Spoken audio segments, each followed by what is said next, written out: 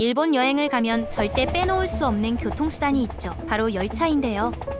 세계 최고의 철도 왕국, 일본의 초성공적인 여객철도를 떠올리면 머릿속에 가장 먼저 스쳐 지나가는 그 이미지가 있습니다. 길쭉한 주둥이, 번쩍이는 차체, 그리고 열차 시간에 정확히 도착하고 출발하는 정시성, 바로 신칸센입니다. 세계 최초의 고속철도라는 타이틀은 그냥 장식이 아닙니다. 개통 당시 도쿄와 오사카를 잇는 6시간짜리 여정을 단숨에 3시간대로 줄여버렸으니까요. 1964년 이후로 속도는 빨라지고 열차 편수는 늘어났습니다. 2023년에는 하루 평균 372편이 달렸고 연간 승객은 무려 1억 5,800만 명, 누적 승객은 65억 명을 돌파했습니다. 기록은 간단합니다. 탈선 없음, 중대한 사고 없음, 사망자 없음, 철도의 안전 신뢰도에서 사실상 만점이죠. 하지만 더 놀라운 것은 이 모든 시스템이 40년 전만 해도 거의 파산 직전이었다는 사실입니다. 그런데 어떻게 이렇게 극적인 변화가 가능했을까요? 오늘은 일본 철도가 세계 최고 수준으로 발전한 진짜 이야기를 들려드리겠습니다. 일본 철도의 성공은 신칸센이라고 외치고 영상을 끝내도 될 것 같지만 거기서 멈추면 반밖에 못 본 겁니다. 진짜 비밀은 따로 있습니다. 일본 철도가 놀랍도록 잘 작동하는 이유의 절반 이상은 시속 수백 킬로가 아닌 평범한 속도의 일반 열차에서 나오거든요. 지도에서 규슈를 찾아가 보시죠. 일본 최남단의 주요 섬입니다. 여기에도 고속철 연결은 탄탄합니다. JR 서일본은 산요 신칸센으로 하카타와 오사카를 2시간 28분에 묶습니다. JR 규슈는 섬 내부를 동서남북으로 잇는 2개의 신칸센을 운영해 대부분의 대도시를 1시간대 중반 이내로 연결합니다. 그런데 여기서 질문, 이 섬의 모든 이동이 신칸센으로 해결될까요? 당연히 아닙니다. 예를 들어 이 근처에 사는 대학생이 아침 일찍 다른 캠퍼스 학회에 가야 한다고 해보죠. 신칸센? 필요 없습니다. 이 역에서 출발하는 특급 소닉기 오전 6시 25분부터 20분 간격으로 달립니다. 타면 22분 만에 후쿠오카 도심 한복판 도착. 요금은 대략 17,000원 선입니다. 예산이 빠듯하면 가고시마 본선 완행을 타면 40에서 50분, 5,000원 언저리로 갈 수 있죠. 선택은 속도냐 비용이냐의 문제지 열차냐 자동차냐의 논쟁이 아닙니다. 이 동네 표준답은 늘 열차 쪽으로 기울어요. 상상해보세요. 도로 정체, 주차 전쟁, 그에 따르는 불확실성, 완행조차 그걸 이깁니다. 정시성은 거의 강박 수준입니다. JR 규슈 전체 평균 지연은 1분 안팎, 지연이 생기면 역 안팎 전광판에 이유와 상황이 바로 뜹니다. 승객도 든든합니다. 통근, 통학, 관광이 골고루 섞여 있어서 대부분의 열차가 헛바퀴가 아니라 진짜로 사람을 실어 나릅니다. 그리고 중요한 숫자 하나, 2023년 JR 규슈의 철도 관련 매출에서 신칸센 비중은 3분의 1 정도에 그쳤습니다. 수송거리 기준으로는 일반 철도가 신칸센의 약 4배, 승객 수로만 보면 섬 전체 일반 철도는 3억 명 규모, 신칸센은 약 1,200만 명 수준입니다. 그래서 결론은 이겁니다. 일본 철도의 성공은 고속이 느낌표를 찍어주지만 마침표를 찍는 건 보통 열차입니다. 일본에서 여객철도가 먹히는 이유는 사람들이 기차를 믿기 때문입니다. 안전하고 시간 잘 지키고 너무 자주 다녀서 선택지를 오히려 늘려줍니다. 노선이 다양하니 매일 출퇴근, 주말 도심 나들이, 북쪽 스키 여행 등 상황이 달라도 답은 비슷합니다. 기차가 합리적입니다. 속도가 중요하지 않다는 얘기는 아니에요. 다만 진짜 성공의 절반은 철도 문화와 운영 철학에서 비롯됩니다. 지리도 한몫했습니다. 일본은 산이 많아 작은 도시들이 밀집되어 있습니다. 섬나라 특성상 도시 간 거리는 유럽 기준으로는 먼 편이지만 미국, 호주에 비하면 훨씬 가깝죠. 그래서 철도 연결을 일찍 촘촘히 깔 수 있었습니다. 19세기 말 철도 보급 이후 네트워크 확장은 산업화와 국가 통합의 상징이 됐고 20세기 초 경제 성장의 궤도 자체가 레일 위에 놓였습니다. 전후엔 화물, 산업이 굳이 선로를 고집하지 않아도 되는 환경이었고 항만 접근성과 트럭 도로가 좋아지면서 여객 열차가 화물과 선로를 두고 싸울 일도 줄었습니다. 이건 정시성과 운행 빈도를 높이는데 유리하게 작용했죠. 그런데 지리적 조건과 시기만으로 성공이 결정되는 건 아니었습니다. 예를 들어 일본은 자동차 강국이기도 해요. 자동차 수출에서 세계 3위 규모이고 자동차 보유율도 1000명당 680대로 캐나다, 프랑스, 노르웨이 등과 함께 세계 30위권에 속합니다. 그리고 1980년대에는 자동차가 일본 여객철도의 종말을 가져올 것처럼 보였어요. 1949년 설립된 국영기업 일본 국유철도는 2차 대전 후 일본 철도의 82%를 소유했고 전후 복구기에는 확장에 적극적이었습니다.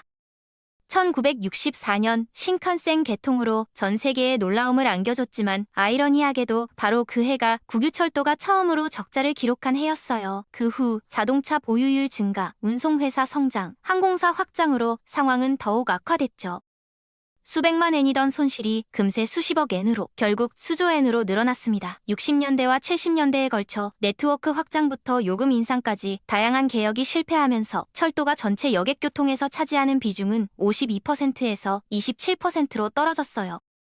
의심할 여지 없이 인력이 과잉이고 전략의 유연성이 부족하고 관료주의가 심각한 제2의 날의 악순환은 1980년대에도 계속됐습니다. 국가 경제 침체와 국유 철도 시스템의 부채가 21조 엔에 달해 당시 국가 전체 부채와 맞먹는 수준에 이르자 정치인들은 과감한 개혁 압력을 받게 됐어요.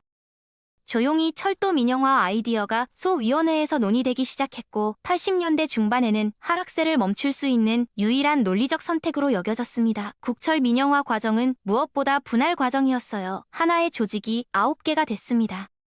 네트워크의 핵심은 JR 서일본, JR 도카이, JR 동일본으로 나뉘었어요. 대략적으로 JR 서일본은 나고야 서쪽 철도를 운영하고 JR 도카이는 나고야와 도쿄 사이를 담당하고 JR 동일본은 도쿄 내부와 동쪽을 맡았습니다.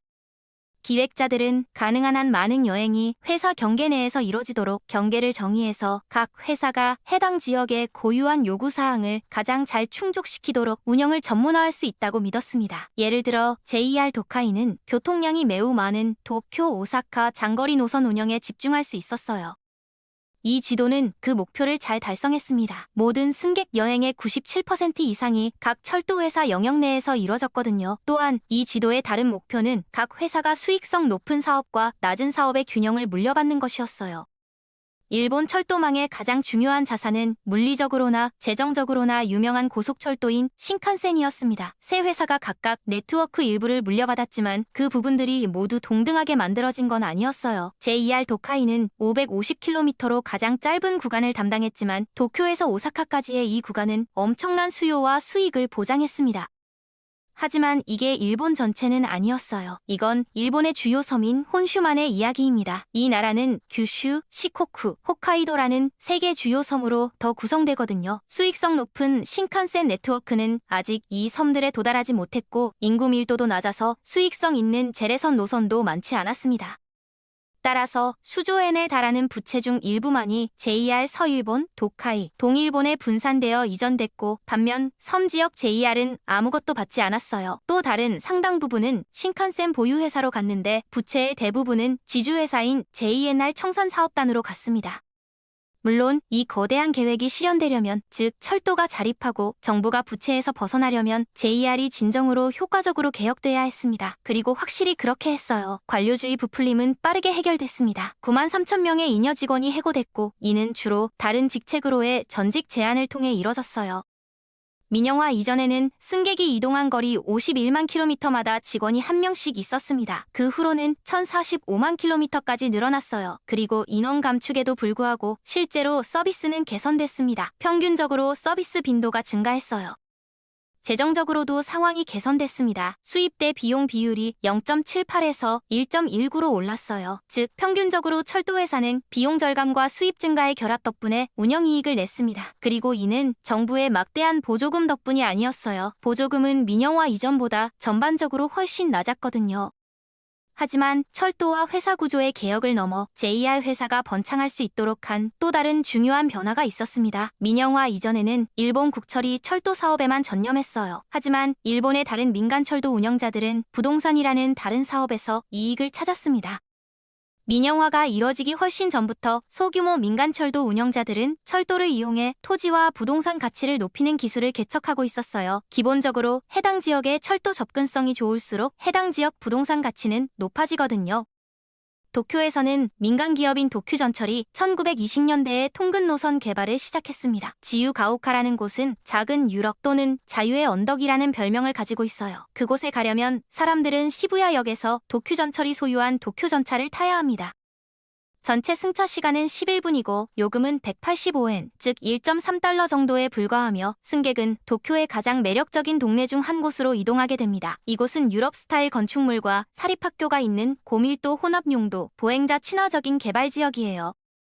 역 주변 개발의 일부는 모두 도쿄전철이 소유하고 개발하고 있습니다. 역 주변 부동산을 활용하고 소매업과 호텔업에 투자하는 이런 접근 방식은 독창성보다는 필연성에서 비롯됐을 가능성이 큽니다. 하지만 그 기법이 엄청나게 효과가 있는 것으로 밝혀졌어요.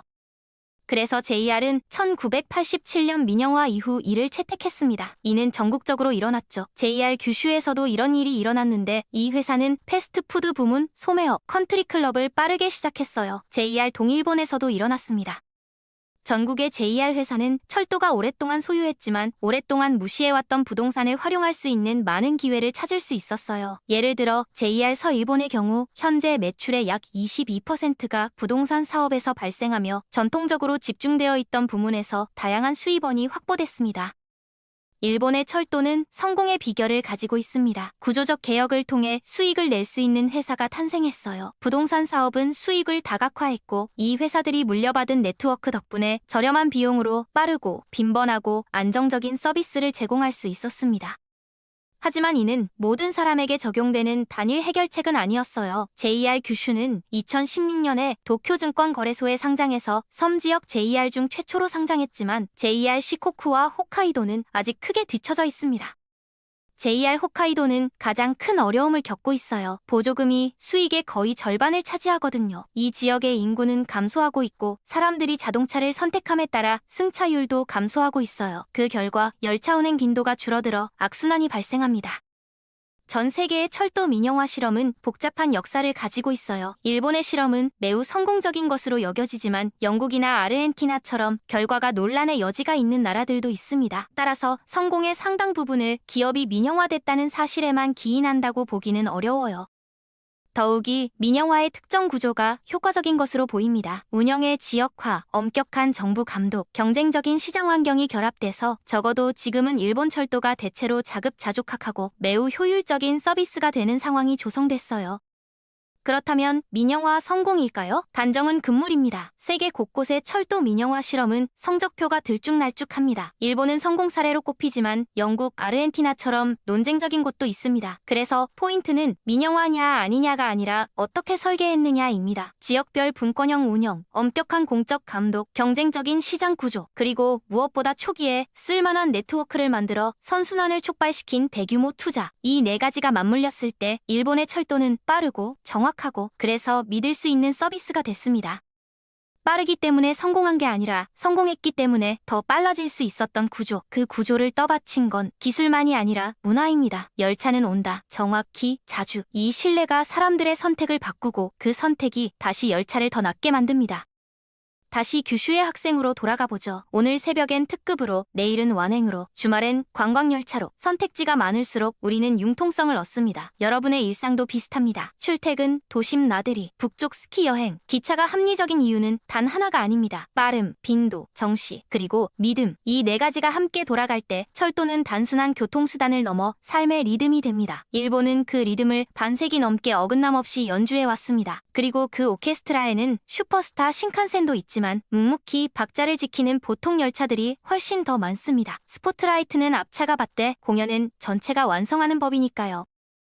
오늘의 결론은 간단합니다. 일본 철도의 성공은 기술의 이야기이면서 동시에 문화의 이야기입니다. 국가와 시민이 먼저 믿음을 투자했고 그 믿음이 선로가 되었고 그 선로 위에서 사람과 시간이 움직였습니다. 빠른 기차는 그 믿음을 증폭시키는 증폭기였고요. 여러분이 다음 여행에서 혹은 내일 출근길에서 기차를 다시 보게 된다면 그 바닥에 깔린 믿음의 구조를 떠올려 보세요. 속도계보다 더 강력한 건 사실 정시계입니다. 시간을 약속하는 시계. 일본 철도는 그걸 정확히 맞춰놓고 출발합니다. 그리고 거의 항상 약속을 지킵니다.